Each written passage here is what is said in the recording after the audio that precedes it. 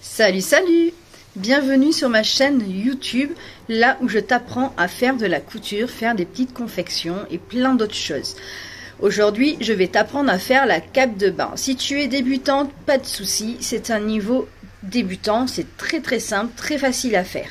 Il suffit juste de suivre pas à pas tout ce que je vais te montrer et à la fin de la vidéo, il y aura un petit bonus pour te montrer également comment broder, si tu as une machine à broder, comment broder sur ta cape de bain un prénom ou autre chose. Allez, c'est parti, on lance la vidéo, pense à t'abonner, à actionner la cloche pour ne pas manquer les futurs tutos qui vont être encore meilleurs que d'habitude. À bientôt. La capuche. Pour la capuche, vous aurez besoin d'un tissu en coton de 30 par 30 cm de côté, qu'on va replier en deux pour avoir un triangle isocèle, donc 30 par 30 de côté, et le grand en bas fait à peu près 43 cm. Si vous souhaitez broder à votre cape de bain un prénom, je vous conseille de le faire avant de couper le carré de 30 par 30, ça sera plus simple pour vous. Il faudra le centrer pour un rendu joli. Mais tout ça, je vous le montre en fin de vidéo, comment on brode le prénom. Vous allez dans un premier temps couper en deux votre grand triangle en bas sur le trait formé, dans le tissu coton et aussi dans du tissu bambou. Le matériel.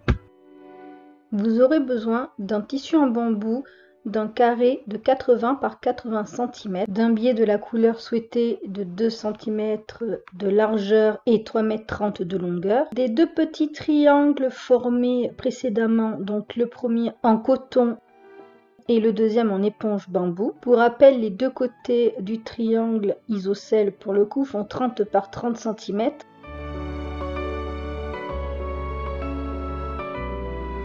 On va arrondir les quatre angles du grand carré et des petits triangles. Alors pour ça, on va plier en deux dans un premier temps le tissu bambou l'un sur l'autre et on va le replier en deux de façon à retrouver un petit carré et d'avoir les quatre angles posés les uns sur les autres.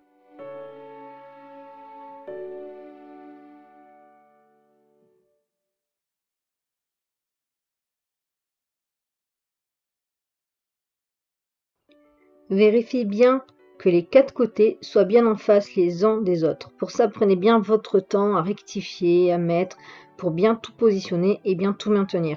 Vous pouvez également faire un côté par un côté sans obligatoirement plier votre tissu si jamais vous vous sentez plus à l'aise de faire un par un pour un résultat plus net. Pour tracer les angles arrondis, munissez-vous d'un verre ou quelque chose de rond. Et avec un stylo effaçable, vous allez tracer juste l'arc de cercle qui relie un bord à un autre bord. Et couper sur le traçage fait au stylo en maintenant avec des aiguilles votre tissu. Moi, je vais couper avec le ciseau au bord en tenant bien mon objet plaqué. Vous avez le choix après, soit de couper en laissant l'objet posé et couper bien au bord, ou soit de le lever tout en suivant le trait que j'avais tracé auparavant. Si vous avez opté pour faire coin par coin, vous avez dû alors tracer chaque trait arrondi à chaque coin et couper avec le ciseau. Si jamais vous voyez quelques irrégularités quand vous enlevez le support ou quand vous avez coupé, n'hésitez pas à couper le surplus en faisant le bon arrondi. Nos quatre angles maintenant coupés, on va ouvrir le tissu et poser au bord d'un angle le fameux triangle que l'on a tracé auparavant, auquel on va également arrondir le sommet avec la face éponge bambou et celle en coton. Donc on positionne bien, on peut maintenir avec des aiguilles pour pouvoir respecter l'arrondi du premier tissu. Si comme moi vous avez l'habitude de ne pas mettre les aiguilles mais de bien pincer le tissu entre vos doigts, soulevez juste le tissu et coupez bien au bord l'arrondi.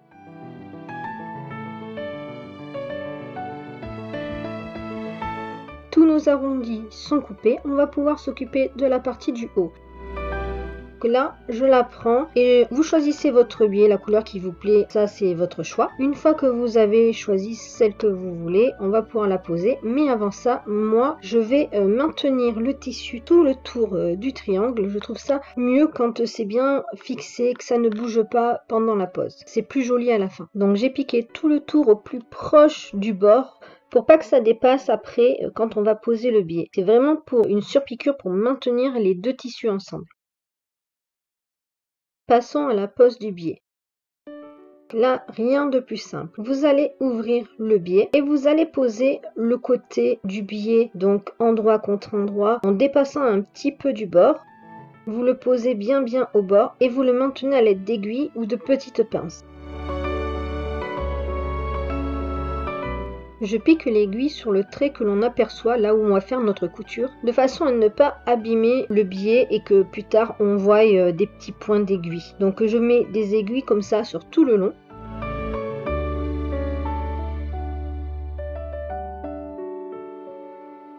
Lorsque l'on arrive au bout, on laisse dépasser un petit peu le biais et on coupe.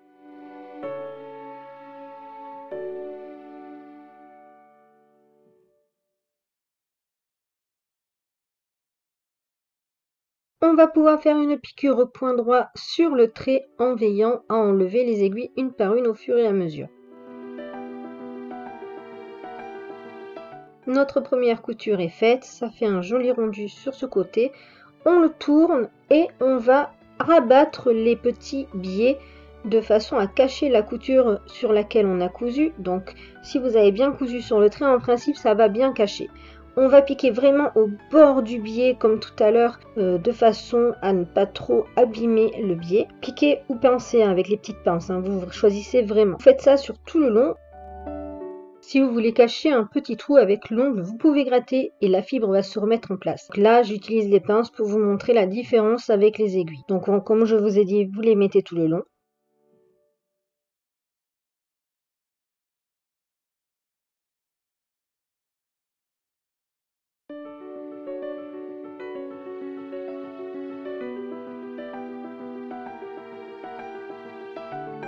Une fois les pinces posées, vous pouvez vérifier que tous les fils cousus sont cachés des deux côtés et vous pouvez passer après à la couture en faisant bien nos bords et en enlevant pince par pince.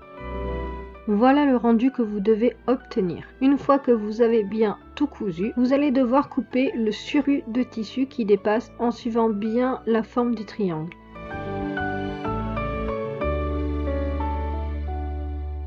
On va pouvoir poser tel quel notre tête de capuche sur l'arrondi du bambou, donc sur l'endroit du bambou, le côté le plus doux qui soit l'intérieur, et on va le maintenir à l'aide de pinces ou d'aiguilles. Encore une fois, c'est votre choix.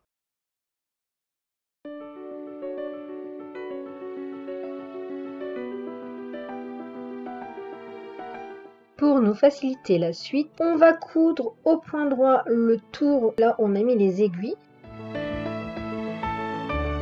Vraiment le tour du triangle en cousant vraiment au bord, juste pour maintenir. De cette façon, nos tissus sont bien assemblés les uns aux autres et ça ne risque pas de bouger quand on va poser notre biais. Passons maintenant à la pose du biais. Pour poser notre biais, on va se positionner sur un milieu de côté.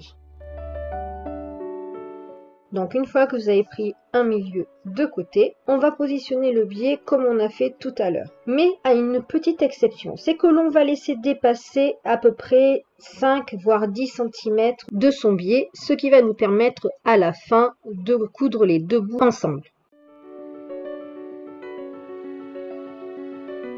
Donc même chose que précédemment, on pique les aiguilles sur le petit trait où on va coudre et on fait ça tout le long.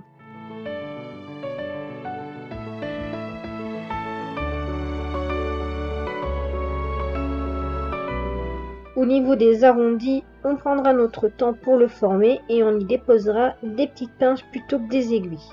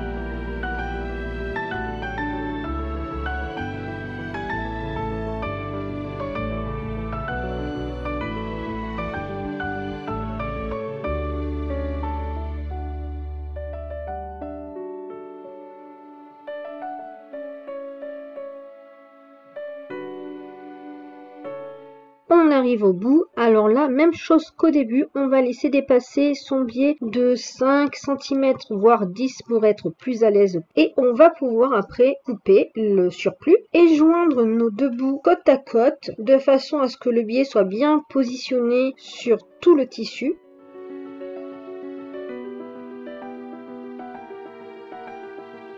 Et on va y accrocher une pince aux deux bouts ensemble pour pouvoir coudre au point droit les deux extrémités de façon à ce qu'elles soient sur tout le tissu et qu'après on peut les rabattre.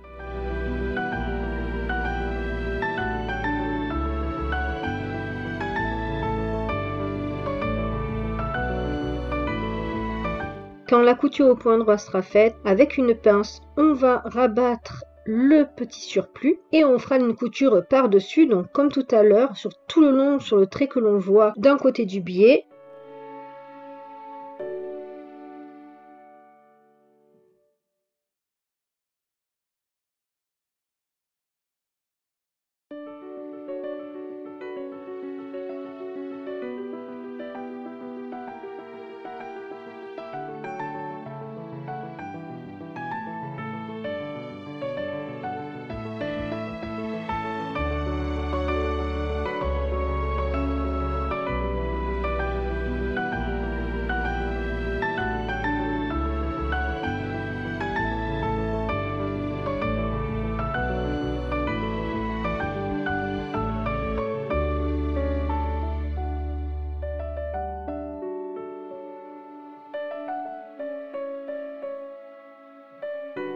Dans les arrondis, prenez bien votre temps pour bien fixer comme il faut le biais.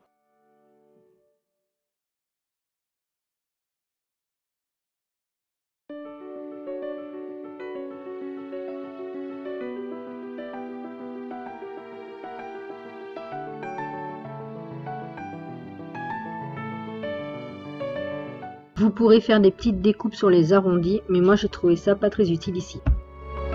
Sur la fin, on fait les points d'arrêt, avant, arrière, avant, et on coupe les petits fils qui dépassent avant de retourner son biais de l'autre côté du tissu.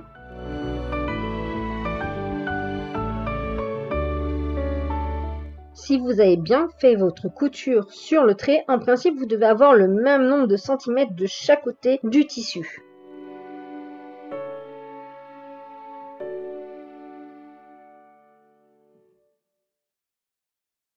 On rabat le biais sur tout le tour du tissu et comme précédemment, on va y mettre des petites pinces, des aiguilles, de façon à bien fixer le biais sur tout le tour.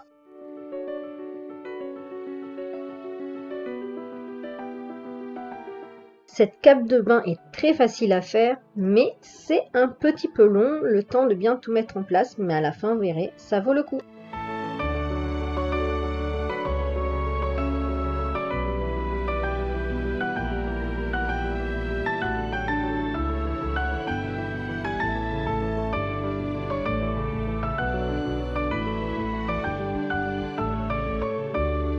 Place à la couture au point droit, au plus proche du bord, en enlevant au fur et à mesure les pinces et les aiguilles.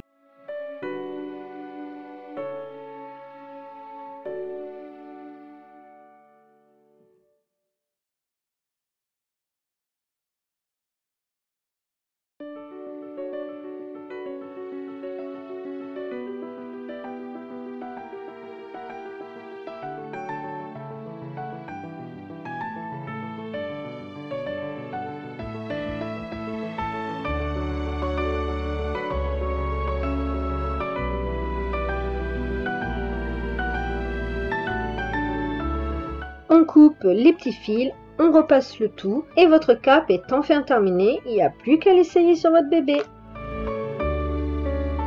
N'hésitez pas à partager vos créations sur l'Instagram Milancy avec le petit trait en bas et je vous dis à bientôt pour de futurs tutos. Pour broder le prénom, installez le stabilisateur sur le cadre dans le bon sens. Des fois une flèche y est signalée. Et par-dessus, mettez-y votre tissu coton. Positionnez tout bien face à face pour pouvoir par la suite les maintenir ensemble.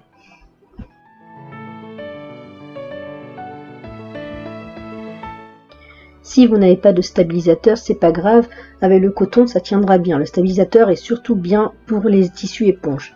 Posez par-dessus le cadre pour bien faire en mode sandwich vos deux tissus. Enfoncez-le bien.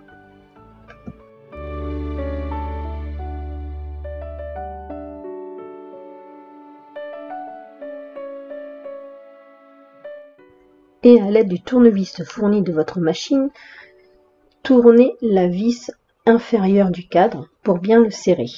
Serrez au max pour que ce soit bien tendu et n'hésitez pas à tirer en même temps votre tissu pour bien le tendre.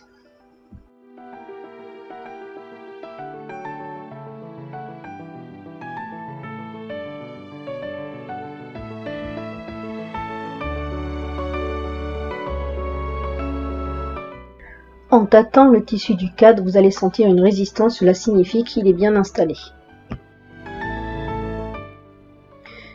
Pensez maintenant à mettre le pied adapté à votre machine, référez-vous à la notice de votre machine pour cela. Et surtout pensez à changer l'aiguille, mettre une aiguille adaptée, une aiguille à broder.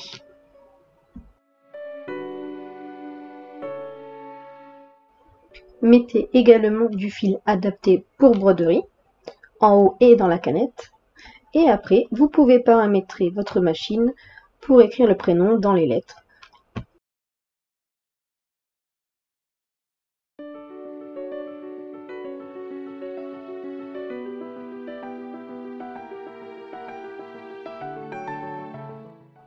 Pareil pour ici, référez-vous à la notice si jamais vous ne savez pas utiliser les fonctions pour choisir les lettres, la police, comment faire.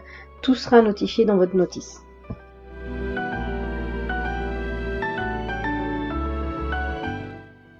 Pour fixer le cadre, mettez bien le bras libre avant.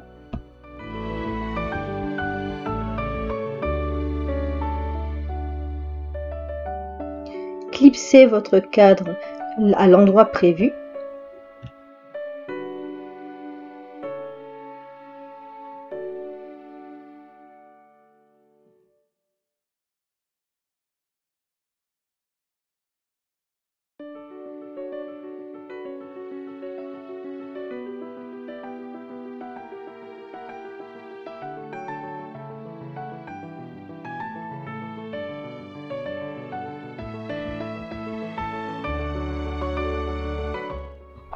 Une fois tout en place, vérifiez si c'est bien centré.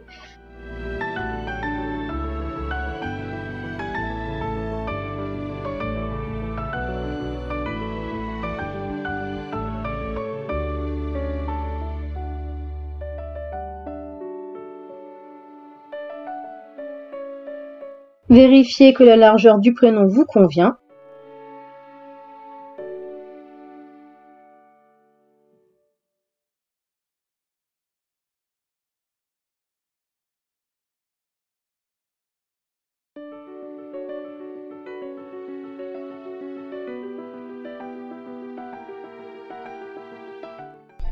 Avant de lancer votre broderie, enlevez la prise de la pédale. Cela va passer le voyant rouge au vert.